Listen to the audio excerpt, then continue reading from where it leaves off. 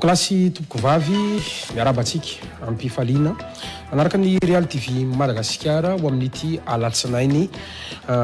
volana vaovao satria faharoa ny volana novambra sika anterana noho izany ny araba zay efa naroso ny namana mpanao gazety tao anatin'izay fampahalalam-baovao zay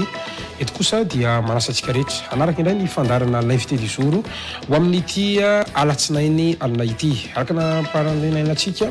ho vahintsika ho amin'izao aly zao any matoa Fernand Selo izy moa dia mpanao gazety manasanao androso atao anaty efitrano.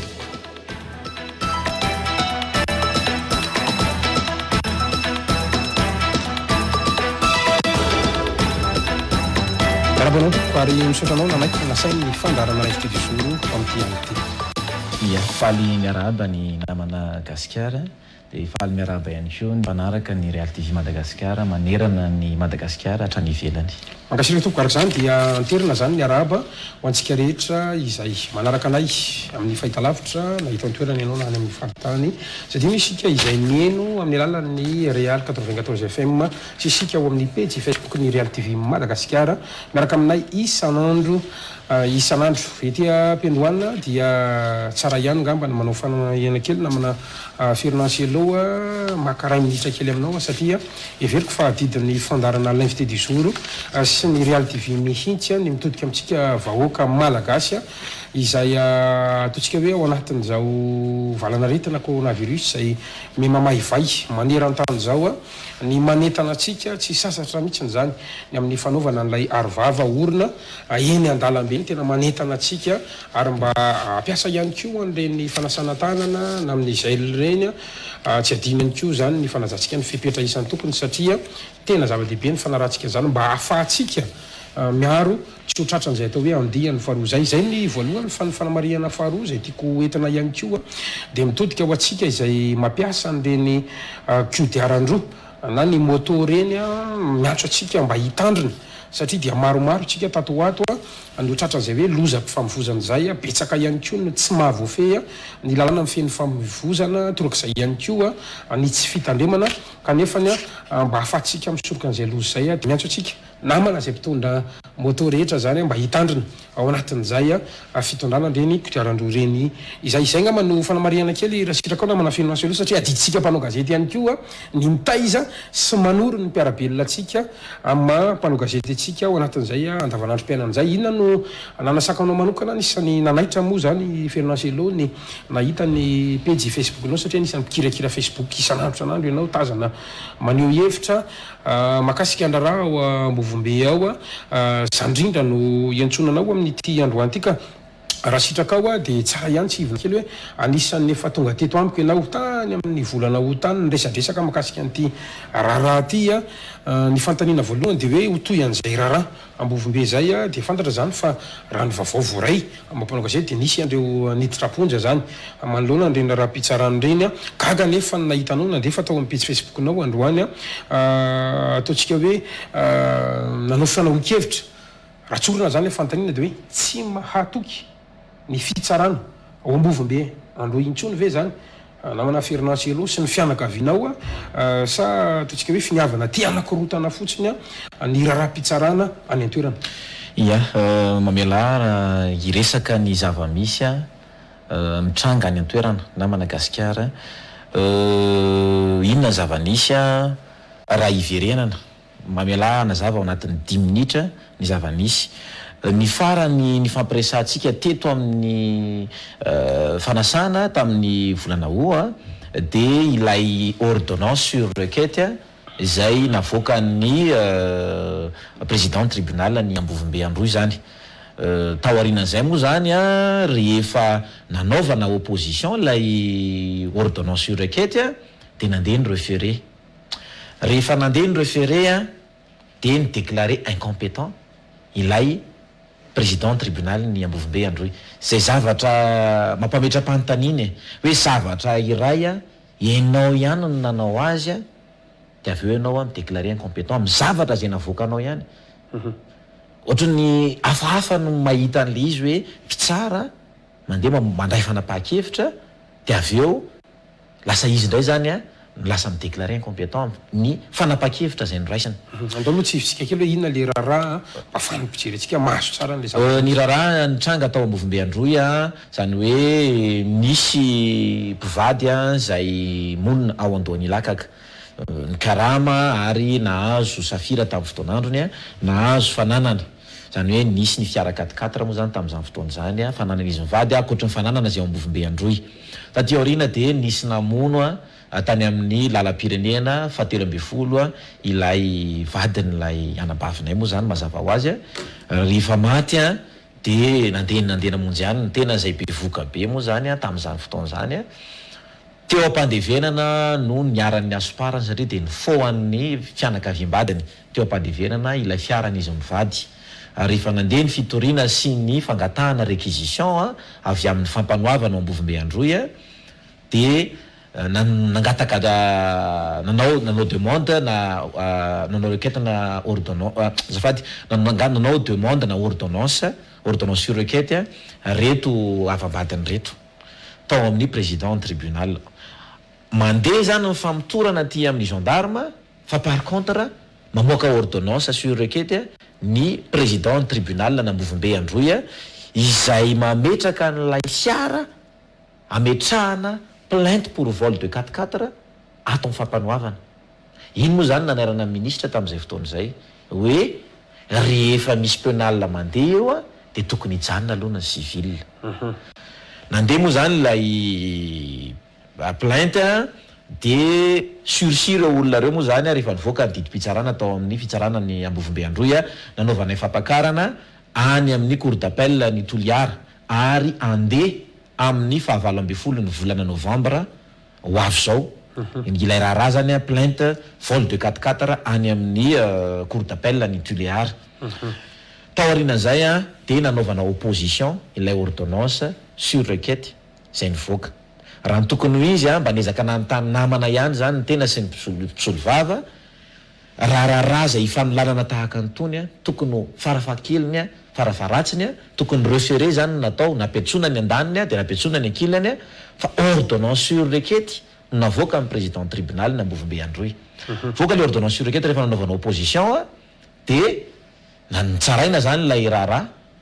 voaka ny didim-pitsarana ny déclaré incompétent ilay président tribunal na Ambovimbe Androy zay izy ihany izy tenany ihany namoaka le ordonnance sur requête. Fantanina mipetraka iny zany hoe inona le tiana hatongavana. Nandeha indray rehefa nijerena zany ilay pièce nampiasaina nanaovana le ordonnance sur requête de nametraka plainte pour faux et usage de faux ndray zany zahay ny fianakaviana zany. Rehefa napetraka ilay plainte pour faux et usage de faux tonga ny fotoana akan'ilay mpisolo vava n'ilay pièce rehetrarehetra de nilaza indray ny président tribunal na Ambovimbe hoe tamin'ilay mpisolo vava hoe amin'ny alakamisy jour d'audience io zay vao omeko anao le pièce fa tsy afaka amian'le pièce anao aloha am-potoana zany le pièce nanaovana le requête au fin de succession zany. Inona zavatra nisy rehefa nitabatabaina gazety zay zavatra zay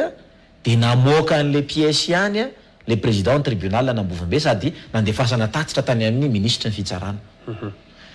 Nahazo pièce raha ny gendarmerie ny gabzia na Ambovimbe nahafahana nanao ny investigation. Rehefa nandeha ny fanadiadiana sy ny famitorana tombona ran'ilay fisina osoka nahiditra ny fonja reo olona misy 4. Ny lefitry ny ben'ny tanàna ao amin'ny commune rurale Maroalipoti. Ilay vadin'ny tompokolahy teo aloha zany. Ny état civil zany hoe 4 zany zareo rehefa nandalo tsara vanao famitorana de nahiditra ponja tamin'ny 16 septembre.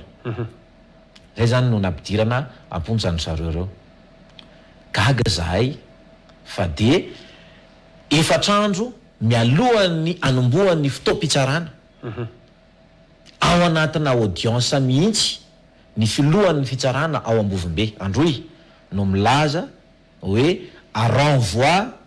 ny audience atao androany fa tsy maintsy alaminy ty raharaha ty fantanina mipetraka hoe ny fitsarana natao ampiatra ny lalàna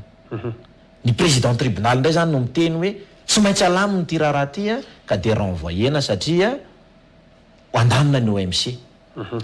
eo zany mampametra-panontaniana hoe fa taiza moa zany le OMC any Ambovimbe Androy tamin'ny fotoana nisiny ty raharaha ty rehefa nampidirina ponja zany le olona de miditra ny OMC manelanelana izay moa zany amin'ny malagasy niantso ny OMC élargi any reto ny olona zay niatrika an'izany OMC élargi zany ny filohan'ny fitsarana ao Ambovimbe Androy président tribunal ny procureur ny préfecture ny gouverneur ny commissariat de police ny avako eto de ny gendarmerie tsy tonga niatrika an'io fandaminan'io ny gendarmerie nefa raha ny tokony ho izy ny gendarmerie ny tompony ny enquête satria ny gabeziana Ambovimbe Androy nanao an'ity raharaha ty ka ny fantanina manitikitika aloha namana filonansy aloha de zao raha ohatra hoe ny pirofo alananareo sy ny oampelantananareo ve afanareo milaza fa tokony ho enjehan'ny lalàna ireo olona efatra izay nambaranao fa nahiditra ponja kanefa navototra na hoe navoaka indray zany amintsika mifampiresaka sao eo indrindra no hitondrana ny fanazavana na Madagasikara feno soa satria zao ny zavatra nisy zany raha iresaka ny loi 61 025 tamin'ny octobre 1961 sika de misy ihany koa ny circulaire numéro 788-MJ par CAD izay modifie ny circulaire numéro 001-MJ par CAD mifeny resaka état civil ny zavatra voalaza ao anatin'ny article 58 amin'ny loi io de ny hoe toute copie d'acte d'état civil doit être rigoureusement conforme à l'original de l'acte. Elle doit porter en outre toutes les mentions marginales figurant au registre. Zany hoe tokony ho conforme zany lay hitazana ao anatin'ilay registre. Ny zava-misy izy ty ngamba ny asehoko eto zao ny zavatra misy brouillon nanaovana an'ilay registre ny état civil. Brouillon tahaka an'izao zany ny tratra tao. De rehefa savaina ihany koa le izy de inona zavatra misy any amin'ny ny laharana zany rehefa nijerena le laharana tao 399 zany nahitana an'le anarana fananganana osoka moa zany zay nataondry zareo reo banga ny 401 de any amin'ny 402 indray misy fa teraka tamin'ny 31/12/2009 le fananganana nataony zareo nefany lazaina fa tamin'ny 2017 ny lalàna ihany koa na Madagasikara feno soa de milaza fa hoe raha ohatra ka mialatsiny ovakiko eto le izy les registres sont article 12 ty zany amin'ny loi io ihany les lois 61 025 article 12 les registres sont ouverts au 1er janvier et clos au 31 décembre. Rehefa nijerena indray io registre io dia tsy mifarana fa mitohy. Voapirofo zany ny fisian'ilay osoka zay nataondry zareo. Ankoatran'izay sonehan'ilay olona zay efa maty nangalarin'ireo olona reo tao amin'ny état civil. Zareo moa zany rehefa mifampiresaka tamin'ny mpisolo vavy izahay de rehefa nijerena ny enquêten'ireo olona reo de niaiky mihitsy ilay état civil hoe tsy mitovy ilay sonia an'ilay olona zay tena tompon'ilay sonia sy ilay tratra tao amin'ny état civil. Zany hoe ilay olona efa tsy eo intsony zany nanaovany zareo zavatra antidaté de nanaovany fananganana osoka. Fahatelo manaraka an'izay de tratra tamina feo ilay olona atao hoe maly eo. Zany hoe zanak'olona hafa ninina lazaina fa ho atsangany ty olona efa maty ty. Tratra tamin'ny feo ahoana azonao azavaina kely zao ny zavatra misy a misy olona zany mivadiny mampionona zany teo aloha dia efa nisarahany efa ela io zany no miara-miketrika am'le mahala eo a sy le famoria andeha anao an'zao za osoka rehetrarehetra zao ka le hoe misaraka io misaraka amin'ny fomba ahoana ny rahalalàna ny resantsika efa tsy mivady vita divorce ve zany sa hoe zareo aloha zany a tsy mpivady ara-panjakana zany hoe tsy nisora-panambadiana zany reo fa ohatrany olona hoe niaraka taloha de nisaraka rehefa nanambady ka ny manahirana koa le anabavinareo koa ny vaovao raiko to hoe vita soratra sa tsy vita soratra koa ary zany amitsika mifampiresaka zao so zany ny zava-misy a amin'ny lalàna misy ny atao hoe concubinage zany hoe rehefa niara-mipetraka zany hoe ny reconnaître le olona roa ny reconnaître ny fokotany a mahafantatra ny fokotany fa niara-mipetraka amatonany reo olona roa reo de namoaka certificat ny fokotany manamarina fa mpivady niara-mipetraka reo olona reo iray zay faharoa manana kopia ara-dalàna misoratra amin'ny rainy ny zanak'ireo le zaza zanak'ilay madame Brigitte zany hoe rehefa nampiseho an'ilay kopia ara zany a ilay reniny fa hoe misoratra ara-dalàna amin'ny rainy lay zaza de zay no nahatonga an'zareo niketriketrika nanao an'le ordonnance sur requête hoe tsy vadiny io fa sipany naseho ara le proof fa tena vadiny tokoa satria misoratra amin'ny rainy le zaza de nanao an'reto zavatra osoka reto ry zareo a mba hahafahany maninona mangataka an'le requête au fin de succession tao amin'ny président tribunal ilay ordonnance sur requête natao amin'ny président zany fondé amina faux de midéclarer incompétent izy amin'ny zavatra zay navokany ka raha iverenana zany le resaka teo a hoe nefa nanambady olo-kafa le madama io lefa tsy vadiny tsony zany rehefa nanambady olo-kafa de io zaza io ndraiky io mbola nalainy mahaleo a ho atsangana zay na fa zanaky ty olona efa maty ty de nanaovany zareo fananganana osoka ahoana ny ilazantsika hoe naovana fananganana osoka nilaza le ren'le zaza tany naty famitorana raha filazan'ny mpisolo vava fa hoe ao amin'ny commune rurale ny sampona no teraka ny lalàna nefa mametraka hoe raha misy fananganana zany atao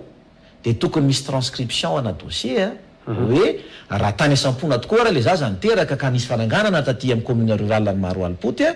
de tokony ho tazana ty amin'ny commune rurale amin'ny maro alpoty 5 andro ao arinan'ilay fananganana hoe iny tokoa fa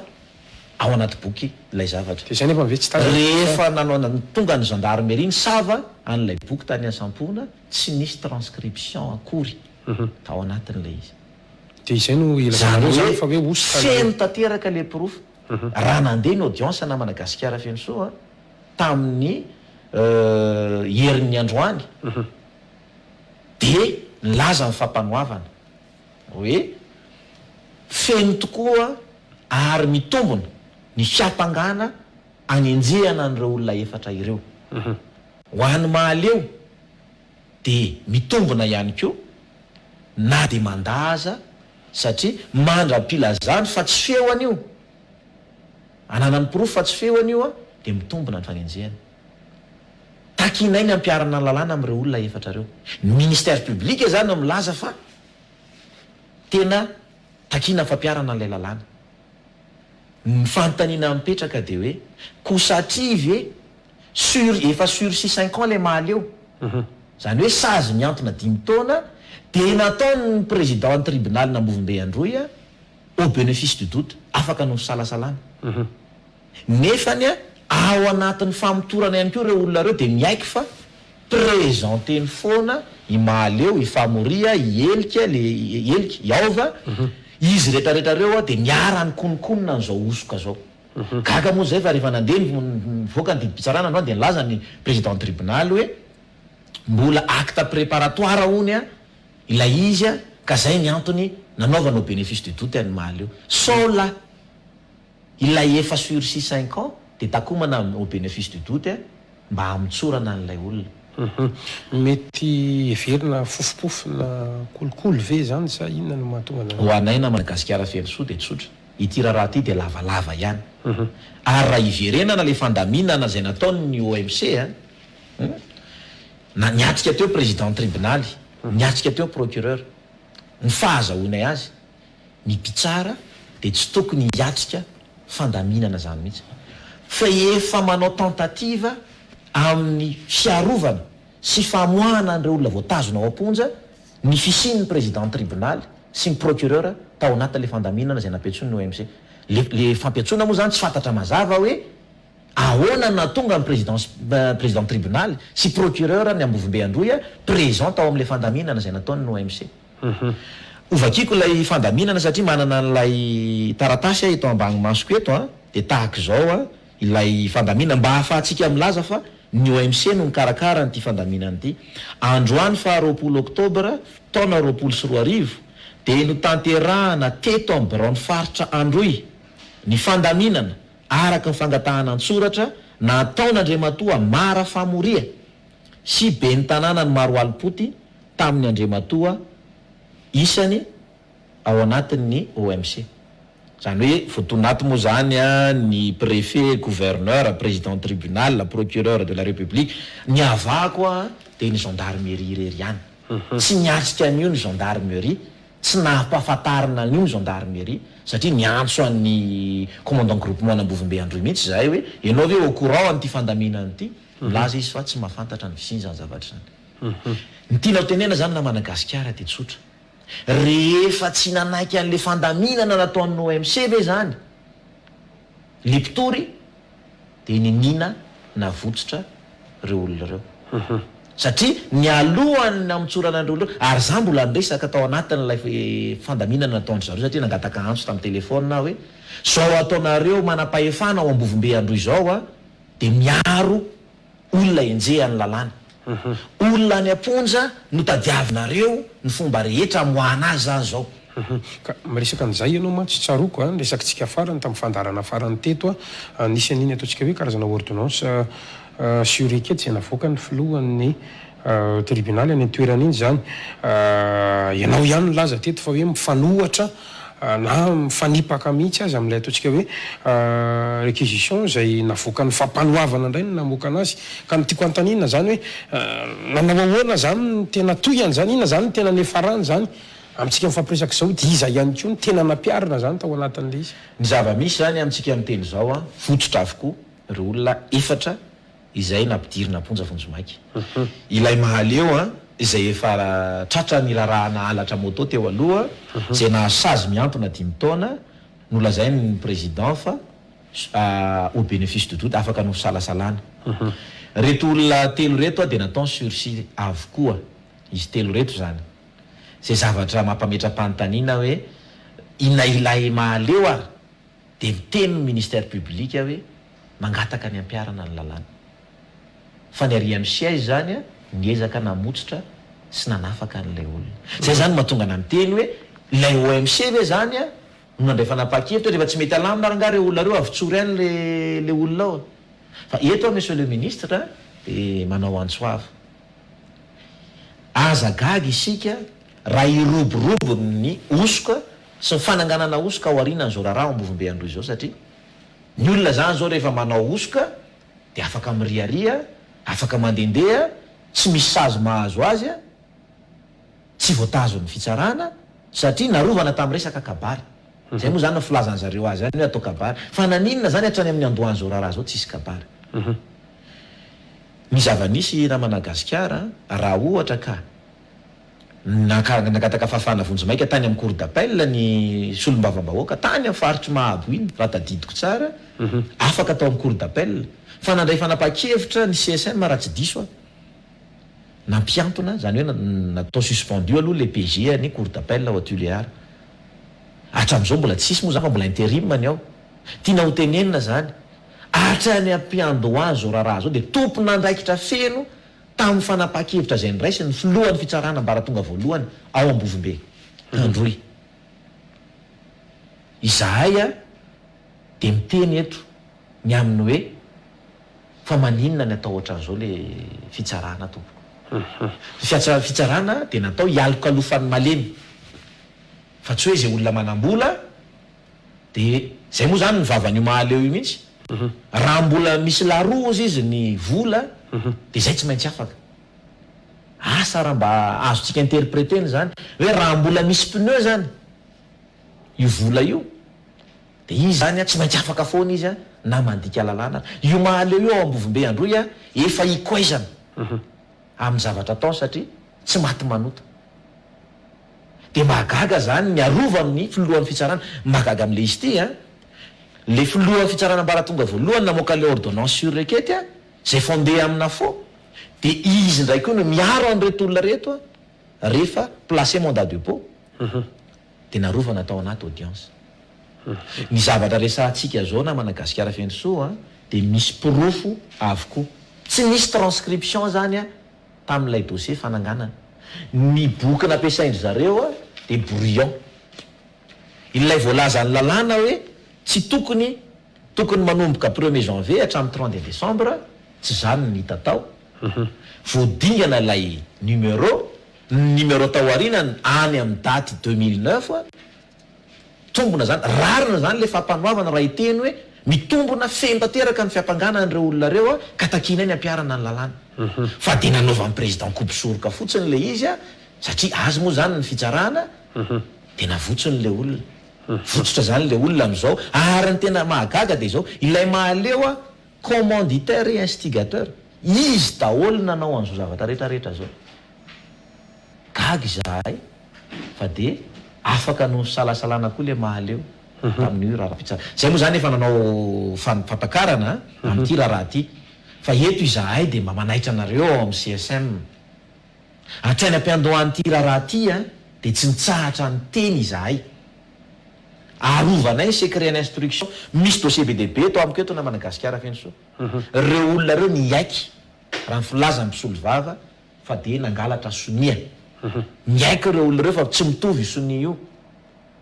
fa de gaga izahay hoe rehefa tsy mety nanaiky le fandaminana zay nataon'ny OMC natria ny présidence procureur ane zany ilay mpitory a de navotsitra le olona iny andro mandeha ihany ny fotoanatsika fa io raha io a tsarako tsara tamin'ny fotoan'androny a dia anisy an'ilay fiara tsy mataho-dalana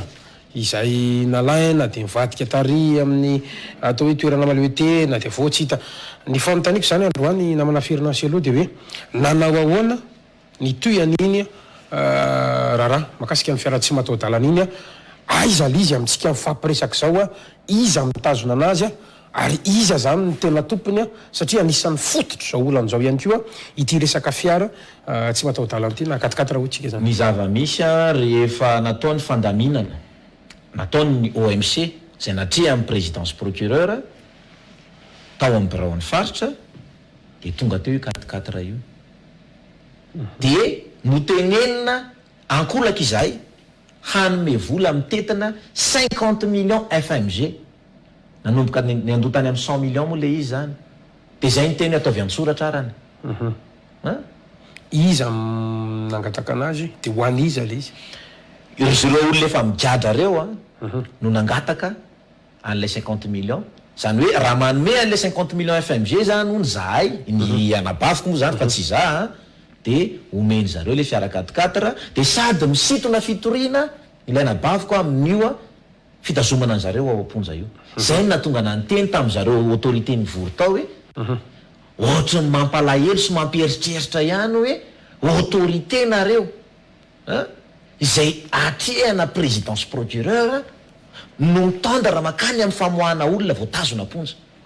tsy mety ange ho azo zavatra ataonareo zao e de zareo moa ny teny io nge raha ohatra ka nafanaraka ary nareo de ataonay sursis io e fa io nge tsy avotsitray fotsiny am'izao e de inona zavatra nisy zay zany mahita e hoe sola ka nisy zavatra natao ara zany tao amin'le OMC tao a de zay nahavotsitra an'ireo olona reo satria raha ny lalàna na Madagasikara fenso mamelany ao amaky an'ity a article 76 amin'le loi 61025 teo ihany a de hoe tout officier de l'état civil, fonctionnaire, agent d'affaires, tout comparant, déclarant au témoin qui aura ciment concouru à l'établissement d'un acte d'état civil faussera paisible des peines prévues à l'article 147 du Code pénal sans préjudice des dommages intérêts au profit des tierces laissés par l'acte à l'établissement duquel il aura ainsi concouru. Mazava ny voalaza ny lalàna zany. raha ny tokony ho izy zany tokony isazy azon'le olona fa de gagy izahay zany hoe zay ny afaran'le izy iverenana le izy a nolazaina moa zany tamle réquisition tam'le taloha hoe tsy hita ny lakilien le 4-4 de zay no tsy nahafahana nanatanteraka n'lay réquisition gagy izahay fa tonga somatsara teo Ambovimbe Androy ary ireo autorité ireo procureur sy président zany de micautionné zay nilaza fa tsy isy kita ny lakilien io fiara io ka tsy afaka mikisaka io fiara io ka ajanona any amaro alika nefa lay fiara tonga teo Ambovimbe nangatanay nefa de hoe ataovy amin'ny terrain neutre aloha ilay fiara ary zay ny voalazan'ny lalàna hoe rehefa misy fiara anankiray en litige ataovy amin'ny terrain neutre aloha mandra-pivoahany didi-pitsarana no ajaina ave zay zavatra zay ny procédure rehetrarehetra zany zay nataony président tribunal na Ambovimbe Androy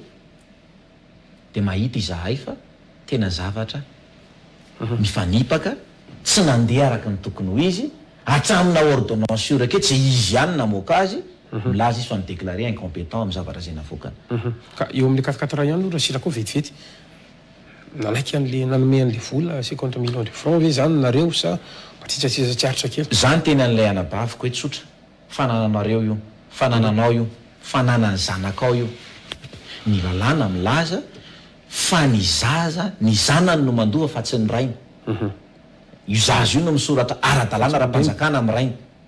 mazava ho azy zany fa ny olona zay maka ny fiara io manodikodina ny fiara io akoatran'io zanany io de mpangalatra ny anaran'izay diky zay tsy nanome ve zany nareo sa inona le tsy nahazo alalana tamin'ny tompony zany ny fakana n'lay fiara 4-4 nagagana Madagasikara feno soa nangataka restitution izahay tao amin'ny fitsaranana Ambovimbe Androy fa de hoe efa misy ordonnance io le ordonnance io rekety nefa fondé amina faux de io président fa mamoaka an'le olona zay nanao an'le demande na ordonnance io rekety tao aminy mampieritreritra ny raha tahaka zao miantso anareo fa ifana-panatanteraka anara-maso akaiky anyty raharaha ty mino aho fa fantatrareo tsara mihitsy ity raharaha ao Ambovimbe ty eto koa zahay dia efa miezaka sady manaitra ny PAC pôle anticorruption mahita izahay na tsy mivanta anarany de tsikaritra fa misy kolikoly ao ambadika zao raharaha zao nanomboka tany amin'ny fitazomana ny fiara io atraminy fotoana nanaovana n'lay arrangement zay kasainy zareo atao rehefa nandahan'lay fandaminana nataony zareo zany le manome an'le vola 50 millions mba hitreto moa na Madagasikara hoe ianao zany manana fiaranao lasa ny mpangalatra de ianao ndray nytenen'le mpangalatra hoe mando 50 millions aty amiko ianao de sady misitona fitorianao de ho averiko aminao le fiara 4-4 mba ara-dalàna ve zany ho anareo mpitsara rehetra zay manaraka an'izao fandaharany zao zany ny zavatra misy ao Ambovimbe Androy na tse amin'ny présidence procureur zany zavatra zany ananareo proof sy le proof le vatsiko teo hoe tao nanatrika tao hoe zany olo zany mananatsika proof zany na Madagasikara satria ato président tribunal raha nanao renvoi an'lay audience voalohany de niteny hoe tsy maintsy alamina ity raharaha ity fa ho alaminy no OMC de magaga hoe mpitsara anatina audience no miteny hoe ho alaminy no OMC tsy haiko hoe azo atao ve ny zavatra tahaka zany move ny fitsarana tsy natao ampiatra lalàna lasa mandamina ndray zany ny fitsarana eo zany ny anaranay anareo amin'ny CSM hoe matoa zay re tompoko mitabataba amin'ny farany miteny tahaka an'izao de misy marina ososenao satria mampitombona ty resaky ty hoe raha mbola misy larony vola de zay tsy maintsy afaka asa de no amarininy imaly eo zany nanamarina zany hoe nanamarina le teny maly eo zany le famoahana ny izy efatrareo androany tsy zahay na Madagasikara fa imaly eo ilay sursis 50 eo aloha no namoaka an'izay raha mbola misy larony vola de tsy maintsy ho afaka zahay afaka le olona zany asa misy laro tokoa ngamba le vola misy pneu tokoa le vola matoa afaka atao reo olona reo zany zay mahatonganareo miantson'ny pôle anticorruption eo zany zahay zany ametraka fitoriana ihany ko eny amin'ny PAC marina fa resaka état civil ty na Madagasikara feno soa fa tsotra le izy raha olona zany andika lalàna tsy andika lalàna mihitsy izy raha tsy misy motivation amenao azy fantany fa tsy mety io 30 taona ilay 2e adjoint au maire no niasa tao ilay état civil azafady tao amin'io commune io de olona efa ho 3 taona niasa tao ve de zay moa zany no filazany zareo anazy nandritran'le audience hoe sendra mba tsy fantany kosa noho ny tsy fahafantarany nanaovany an'ity osoko ity de olona 3 taona miasa ao amin'ny commune re de mino isika fa noho ny tsy fahafantarany natonga azy nanao an'ilay izy ka raha iverenany le resaka toy ny tena Madagasikara fenso hoe manana proof tokoa ve nareo fa nanatrika atao présidence procureur manana proof izahay ary nahagaga anay ary mbola niteny aho hoe miaro olona enjia lana nge zao ataotsika zao hoe olona satria moa zany any niantso tamin'ny telefona le fandaminana ary nandray andraikitra mihitsy hoe olona enjia ny lalàna ary aponja ka sainareo avoaka zany zao ay moa zany tena avoaka an'zareo tokoa le izy rehefa ny fampanoavana nanenjika tao anaty audience tsy piako eto aloha ny fampanoavana nanenjika tao anaty audience fa misy aiza misy an'ny président namotsitra an'ireo olon'ireo ary ny fampanoavana mbola nyteny hoe mitombona avokoa ny fiampangana rehetrarehetra fa izy mirahalahy de samy miatra an'ilay fivoriny ny OMC élargi de fandamina ny OMC élargi ary zay mbola nametsiny fa maninona kay zany nareo hatrany voalohany no tsy tonga tamin'izao fandaminana zao hitanareo fa taraiky zany le olona satria nanao osoka de io nareo ary ty isaky adiniko na Madagasikara tonga tao amin'ny préfet an'Ambovombe ny anabaviko ndre mandeha ny zoko andeha hitaraina hoe maheno izahay fa misy fananganana osoka mandeha any amin'ny commune na Maroalipody vava nanaovan'le préfet an'le anabaviko gama nandroka sisa tsy nataony nitombona le izy tatyoriana nidoboka aponja le olona nanao an'le osoka io ny préfet fa miatrika an'le fandaminana zay OMC élargi isorako eto ny gendarmerie zay tsy miditra tamin'ny fandaminana io mihitsy tsy ny tonga tao mihitsy ny commandant groupement na Ambovombe Androy tsy niatrika an'io fa ry zareo no nikononkonona ny fandaminana io ka ho anay zany de mbola tsotra mazava andresahany lalàna aoka re mba tsy maty manota zany mino izahay fa na de atao raha hoe ino ny fanapaha-kevitra ny raisiny ny fitsarana ambara tonga voalohany nanao fampakarana izahay anty raharaha ao Ambovombe Androy ity fa kosa mangataka izahay mba tsy hololovina indray io dossier io ao Ambovombe Androy ka sanatry izany isy faty olona zay vo iny eny ny fitondrana fa ndray andraikitra hoe misy olona maty satria raha ny tokony ho izy ny fitsarana na Madagasikara fenso mpandamina fa tsy mpanakorotana fa raha mitazana zao zavatra zao izahay de mahita fa tompona andraikitra voalohany amin'ny savorivory zay nitranga ny président tribunal na Ambovombe Androy satria avy amin'ny daholy réquisition avoaka amin'ny procureur mamoaka ordonnance sur requête izy zay aveo midéclarer incompétent amin'ny ordonnance sur requête avokany fondé amina fo le ordonnance sur requête avokany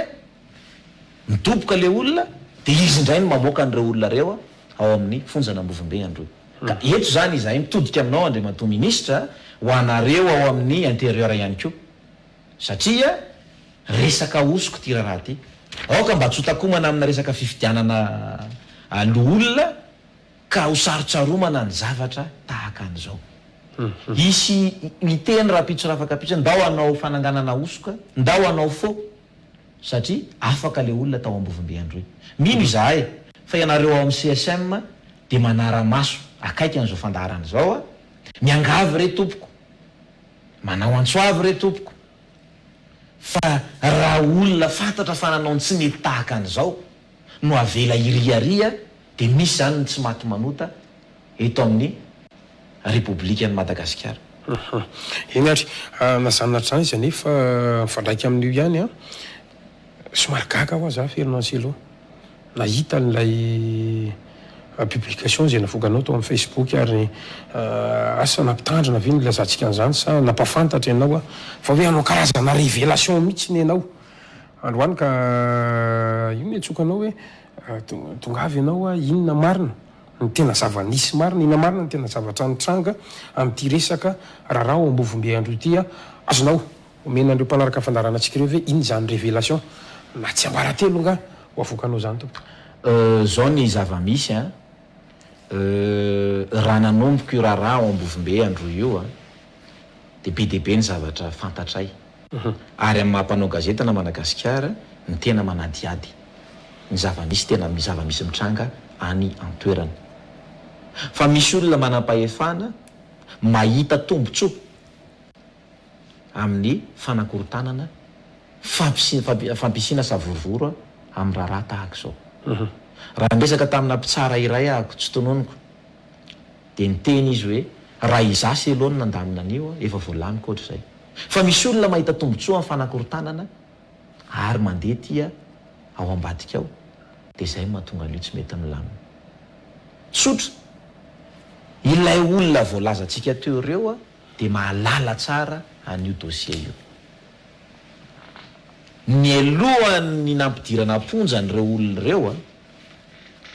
dia nitrene tao anatin'ny 2 andro. Zany hoe rehefa vita ny famitorana tao amin'ny gendarme, nanaovana andresaka ao ny mpanao gazety ny commandant groupement Ambovimbe Androy dia nilaza hoe voaporofonay tokoa ny fisiana osoka tao amin'ny commune rurale Maroalipody. Hoakarina fampanoavana niantona ny raharaha alony fa hoe misy kidnapping sy ny sisa. Zay zany no hoe manao kidnapping indray zany rain'le zaza, sy tena rain'le zaza nanaovana fananganana antsokosoko ny zanany. Iny le zay teneniko hoe fa nambady hafa le ramatoa dia le rangaha vadiny tany zany no tsy nanaiky an'le zanany atao fananganana. Niakatra fampanoavana. Nisy fampiatsoana indray tao fandaminana indray tao amin'ny fampanoavana hoe alaminareo. Dia za moa dia ezaka nyteny tamin'izareo fa inona foana ty alaminy ty efa nakarina fampanoavana ny raharaha 4 volana tsy nisy fandaminana. Ianareo zany mieritreritra hoe aloha ito ka mazava ho azy ilay izy na Madagasikara satria tsotra. Rehefa nandika lalàna ianao dia tokony hiatra ny lalàna, tokony tsy misy zany, tsy maty manoto zany. Fa inona ny zavatra nisy lao alaminareo izy ny tao amin'ny fampanoavana. Nandeha ny fifampiresahana tao nilaza monsieur Mahaleo tao amin'ny fampanoavana rehefa nalaminy alohany akaran-draraha instruction zany hoe zay dia tsy anaiky mihitsy amin'ny automobile io any madame Brigitte fa division par 6 enina automobile io. Ianao zany tratra amana osoka dia ianao indray mangataka hoe zara ho anakenina. Iza le mizara enina? Le zaza efatra natsangana osoka reto dia le zanaky madame Brigitte anankiray miaraka amin'le ao an-kibo zay zany hony zaraina enina. Zany hoe niantona tonga zareo nanao an'ity olona efatra ty fananganana osoka efatra ty zany dia mba hoe miampiampy zany ny dénominateur dia zay zany ho zaraina le 4-4. Rehefa tsy nilamina raharaha tao amin'ny fampanoavana dia hozy ny fampanoavana ndao raha mandeha instruction nareo. Ny tolakandro moa zany nalefa ponja vonjomaika izy efatra reo. Ny tiana ho tenena zany na Madagasikara amin'ilay révélation zay resahako eto misy manœuvre foana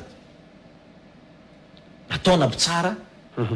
rehefa andeha ty raharaha ty. Mialatsiny manonona n'le mo hoe mpitsara fa marary le aty, marary ny ain-tena mahita hoe zavatra manandrariny ianao imina tsotro zao ho tiana mitapy. Manœuvre amiko ny zavatra ohatran'izany. Faharoa manœuvre koa amiko ny président tribunal efa hoe andeha hitsara anao audience atao renvoi ty raharaha ty fa tsy maintsy alamina fa no OMC andamina nyty raharaha ty. Manœuvre amiko ny fiatsehan'ny présidence procureur ny fandaminana io efa manana tentative hiaro an'ireo olona zay voatazona ponja satria efa niatrika an'le fandaminana teo. Marina fa mety tsy miandanina tongavany teo fa matoa izy nandray anjara dia tsy fantatsika zay zavatra nisy tany ambadika tany. Tiana ho tenena zany na Madagasikara feno soa dia tsotra le izy. Zay manœuvre be dehibe zay no ahitanay fa misy suspicion na corruption amin'ity raharaha Ambovimbe Androy ity. Ka anairanay anao monsieur le ministre mino somatoky izahay fa ianao olona mahitsy mahalala tsara nyty raharaha ty, manana ny dossier rehetra momba an'io izahay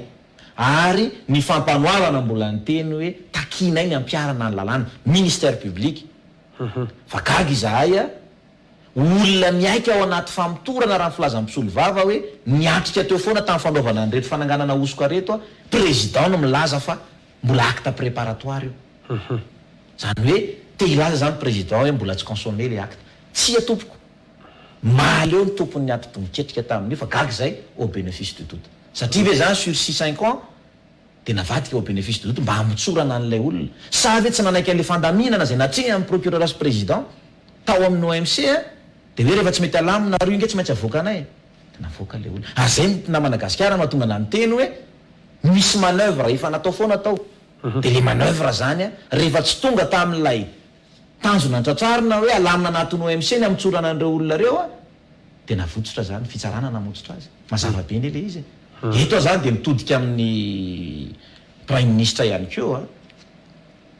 hoe jereo akaiky ny raharaha tahaka an'izao ho anareo fa efa nampanatanteraka ao anaty gouvernement mino afa manaraka nyity fandaharanyity ianareo mampalahelo re tompoka raha hoe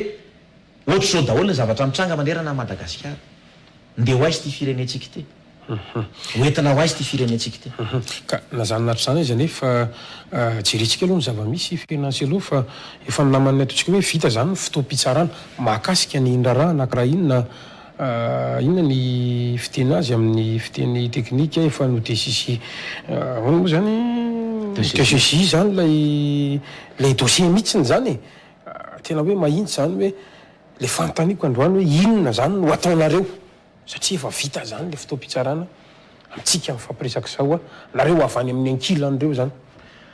voalohany aloha ny manana photocopie ny dossier rehetra izahay zay saika tsy nomena ny mpisolo vavy tsapatra ny antony fa efa saika ho tabatabaina gazety ndray de nomena indray lay photocopie an'le dossier nefany zoan'ny avocat ny maka communication ana dossier rehefa azonay le photocopie ana dossier gagy izahay fa andro vitsivitsy mialohan'ny tsarana ny dossier fandaminana ataon'ny OMC présidence procureur mantany moa ianao hoe inona no ataonareo voalohany aloha efa niantso any misy namana mpitsara efa niresahana hoe na mety horevitra hoe manaova aloha fampakarana manaova appel efa nanao appel zay ny tolakandro teo faharoa miantso anao zay monsieur le ministre miantso anareo amin'ny CSM mino izahay fa rehefa nanaraka ny raha akaiky an'iny resaka solombavam-bahoaka ny mahabo iny nareo tena ndray fepetra ny samborona ndray mandeha indray ilay olona ary voasambotra teo Analakely taty aorina rehefa tsy ty zany taorina n'ilay fahafahana vonjomaika de ny samborona teo Analakely ary tazomina ponja am'izao fotoana zao manao antsoavy zay amin'ny gouvernement manao antsoavy zay amin'ny fitondrana misy ho an'ny ministre ny fitsarana mila andraisana fepetra ny raha tahaka an'izao fa lasa ho fomba fanao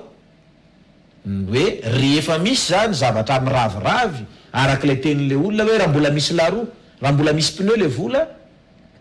manamarina an'izay zany ny fahafahany zareo hoe sendra mba le autorité sendra ny fitsarana matoy izy sanamoaka an'izay raha mbola misy laroa le pneu raha mbola misy laroa izy ny vola de afaka izahay ka nantany ianao moa zany hoe inona tena ataonareo tsotra ho alefa ny amin'ny CSM reto dossier reto marina fa anatin'ny mandeha ny élection ny CSM zany zao fa mbola eo lay CSM teo aloha eto ihany koa zahay raha somary mafana ihany ty ambovimbe ty iantso an'ny raha anankiray moa zany efa ny amin'ny cour d'appel ny Tuléar ary tsaraina amin'ny 18 novembre zao ity raha ty zany andeha appel fa zahay kosa zany de miteny anareo amin'ny CSM matoy zahay miteny sy mitabataba de ny antony ny fahitana izahay ange miresaka tena mandainga ireo fitsarana ao ambovimbe raha ohatra ka tsy misy fifampiresana aloha mialohany ny anaovana zavatra ohatra anankiray tamin'ny fangatahana an'le dossier niteny sotra ako hoe mba meo an'le mpisolo vava lay dossier fa raha ohatra ka tena tsy omenareo le izy de tsy maninona moa zany fa iantso mpanao gazety indray zay de hiteny hoe tsy nomenanay le dossier satria mangataka communication ana dossier ilay mpisolo vava amin'ny mampisolo vava azy amin'le olona ohatr'izay ihany koa le tao amin'ny président hoe saika tsy omeny lay pièce nanaovana le requête au fin de succession de niantso mpanao gazety rehefa niantso namana mpanao gazety iny ny atoandro mivoaka lay pièce ka zay zany mangataka ny anarahana maso akaika ny fitsarana ao ambovimbe andro io tsy ty raharaha ty rery ny zava misy ao be de be ny raharaha misy ao misy an'izany hoe olona mivoaka LP de mena ST ndray rehefa aveo mitory le olona de nahazo ST de misy von'olona rehefa aveo zany no mitranga ao amin'ny fitsarana nambovombe io. Misy an'izany hoe olona certificat médical 17 jours ny ray 15 jours ny ray fa le 17 jours ndray condamné à l'audience. Zany ny zavatra mitranga ao amin'io fitsarana nambovombe io. Iza de tsy manome tsiny mihitsy ny instruction zay nanao an'ity raha ty ny juge d'instruction zany nanao ny asany ny juge d'instruction. Fa mahita izahay nataontsika raha hoe nanao ny asany fampanoavana ny takely fampiarana lalàna fa kosa le fiatrehany zareo an'le fandaminana atao amin'ny OMC de mampiahiahanay hoe tentative ny efa fiarovana an'ireto olona reto famoahana an'ireto olona reto satria rehefa tsy nanaiky le fandaminana zany zahay de navoaka le olona. Zay zany ny tena ary ny tena mahagaga am'le izy de hoe fanapaha-kevitry présidence procureur io ndray fa mifanipaka ministère public amin'ny teny hoe takina ny fampiarana lalàna amin'ireo olona reo. Président amin'ny teny hoe mbola acte préparatoire ka au bénéfice de doute. Nefa ny anao raha manao fangataka fahafahana vonjy-maika raha mandamy s'oppose ny ministère public tsy afaka ianao fa de gaga izahay zany fa zay zany ny zavatra misy tao fahafahana vonjy-maika ho an'ny mahaleo sursis ho an'ny ambiny nefany consommer le acte voapirofo fa nisy tokoa le osoka tao amin'ny raha io na gendarmerie raha nylaza fa io voapirofo ny fisina osoka tao amin'ny toerana io. Fantanina mipetraka hoe mbola azo antenaina ve ny fitsarana anambovombe marina fa efa teo saisie amin'ity raha ty izy. Fa ny fantanina mipetraka de ny hoe mahita tombontsoa ve zany zareo zao fa ilay fiara zay en litige de napetraka any amin'ny ankilany zay efa tratra nanao osoka mbola menasy olona teo am-pandevenana efa niditra ny fonja de no afahana indray ankehitriny. Malahelo izahay malahelo fianakaviana amin'ny raha tahaka an'izao ary tena malahelo fa ho an'ny fitondrana zany de teny izahay hoe tompona andraikitra voalohany zay manam-pahefana nanakorotana izay mahita tombontsoa amin'ny fanakorotanana zavatra tahaka an'izao. Lalàna tompoko de tsy misy olona ambony lalàna fa ambany lalàna. Rehefa nanao ny tsy nety de aleo hiatraminy sazy fa tsy hoe andeha anaovana kabary formalité anatina OMC zay atrehan'ny présidence procureur de rehefa tsy mety milamina le partie civile ahavotsitra le olona à l'audience. Enary fa mamaraparana ny fandarantsika le matao ferina Selo salam zany moa ny tranga misy any amin'ny faritra any ny fandarantsika moa de sihatra zany afahantsika maneho hevitra na zany natrany izy anefa milohan'ny tena maranantsika mbandraimbava raha sitraka ao amina ferina Selo milohan'ny any mizaka anao ny mety ho fampitinana na ny afatra angambany mampanao gazety atsika samy mpanao gazety tsika manao ahoana ny fijerinao na manao ahoana ny fahitanao atao hoe tontolo ny asa fanaovan-gazety amin'ny ankapobeny eto amin'ny firenena amitsika amin'ny fampiresaka zao tokoa. Maro ireo namana zay liditra ny fonja nanomboka tany amin'ny Arfine nandeha keo Roly Mercia avy eo Ijoary ngamba ny farany teo raha tsy diso tsy miditra amin'ny fanenjehana an'izy ireo ny raharaha zay anenjehana an'izy ireo sika fa kosa ny zava-misy hatramin'izay de matetika misy foana ny atao hoe vengeance eto amin'ity firenentsika ty eto amin'ny tanindrazantsika isika. Za mahita hoe raha ohatra ka efa hita fa efa mba nomena sazy tsy efa mba ampy ve zay vengeance zay nataontsika na 3 volana na 4 bolana anaovana mandat de dépôt an'le olona fa raha ohatra ka mba tsy nanao ihany maninona raha mba havotsitra. Ino zao ny filoha rehefa nanao fandarana manokana isika tamina fahitalavitra tsy miankina tamin'ny 3 mai tanao antsoava hoe mangataka ny amitsorana ny Arfine alady ariva nandray fanapaha-kevitra izy namonjitra ny Arfine. Tianao tenenina zany de sotre tsy hitondra tombotsoa anty tanindrazantsika ty mihitsy ny valifaty rapitso hanao valifaty indray zay tonga eo amin'ny fitondrana. Za zao de isan'ny niditra ny fonja tamina ministra ny Roly Mercia fa fantatro hoe mino ahako fa tsy tena avy aminy tsy avy aminy fa fanapaha-kevitra any mpitondra tamin'izany fotoana zany satria nisy raharaha zay nahavoasaringotra olona tao anaty fitondrana tamin'ny fitrandrahana tany Andohany Ilakaka. Ka tiako tenenina ao anatin'ilay izy a, eto a dia miantso anareo mpanao gazety namana rehetrarehetra. Tsy fotoana ve zao amondronana ny hery mba tena hisy firaisan-kina ao anatin'ny ty tontolo ny asa fanaovan-gazety ty, na amina resaka herisetra ankolaka na mivantana,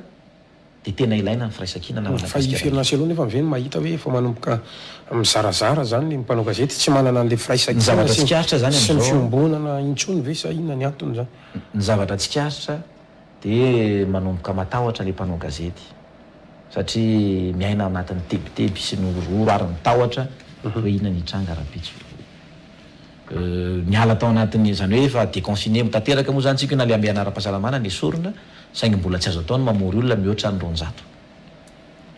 Tiana ho tenenina raha ny fandaharana amin'ny radio a, mino fa efa miverina raha tsy diso ahako ny foninina zany a, mino fa efa miverina ny foninina amin'ny radio. Tiako tenenina zany a, raha iverena le tontolo ny asa fanaovan-gazety a, mila firaisan-kina lehibe satria aza vela hiady rery ny ho lafitra izay teo foana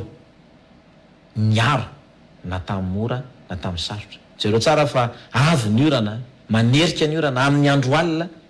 mbola lasa ny ho lafitra manatitra hatreny an-tany mora. Todika aminareo mpanao gazety namana rehetrarehetra, androany mety any hafa fa raha sanatrika tonga eo amin'ny toronao mety manana olana,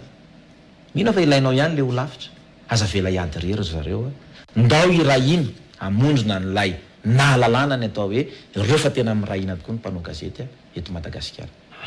Enary tapitra ny fandarantsika namana Fernand Cielo zanatry anay nefa te omeko ampampitony ianao hitondrana famitinana angarana hafatra mety ny zavatra nomananao ihany koa kanefa tsy nanontaniako tao anatin'ny fandarantsika te fotoana zany zao toko.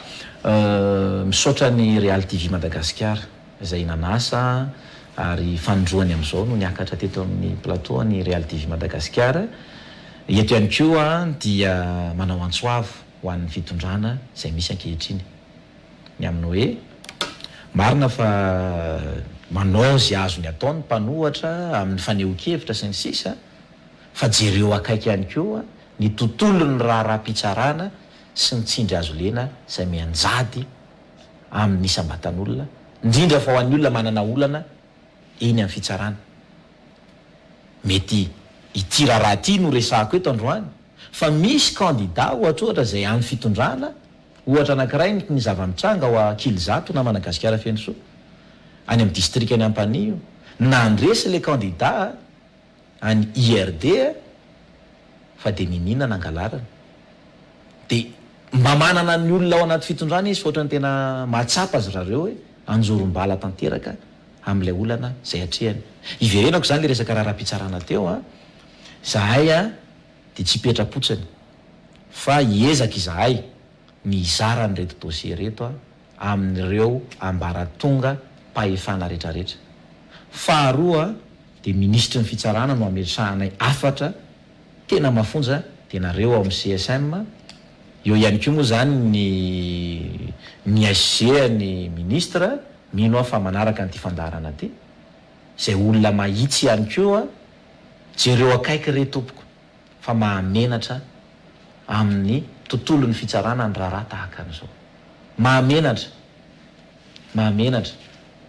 tena mahamenatra raha toka mitohitohy ary lasa ho zary fomba fanao ny raharaha tahaka izao eto Madagasikara. Mankasitraka nirana Madagasikara. Mankasitraka anao namana Fernand Cielo, nanaiky nasainy ny fandarana l'invité du jour amin'ity alina ity ary misaotra anao ihany koa tonga na ny hevitra misokatra ho antsika rehetra moa ny fandarana l'invité du jour isika rehetra ny tokantrano dia ambara mbenimbeny fa malalaka ny l'invité du jour antsika rehetra ny Real TV raha teo dia mipanjana ny ataontsika hoe ny vaovao marina ka hiezakitsika na fahatsika zany ny rehetra manao an'izay fanokevitra izay hitapitra ny fandarantsika ho amin'ity androany ity makasirika anao tany tokantrano nanaraka izany hatramin'ny farany mandrapitafa indray ary tokolasy toka veloma toboka.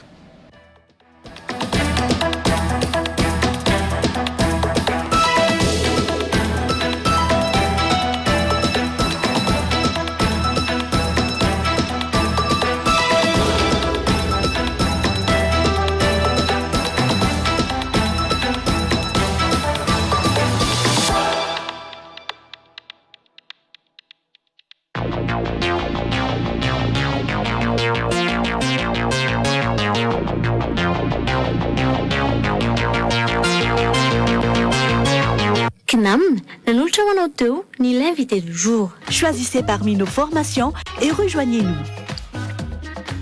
Apprendre CNAM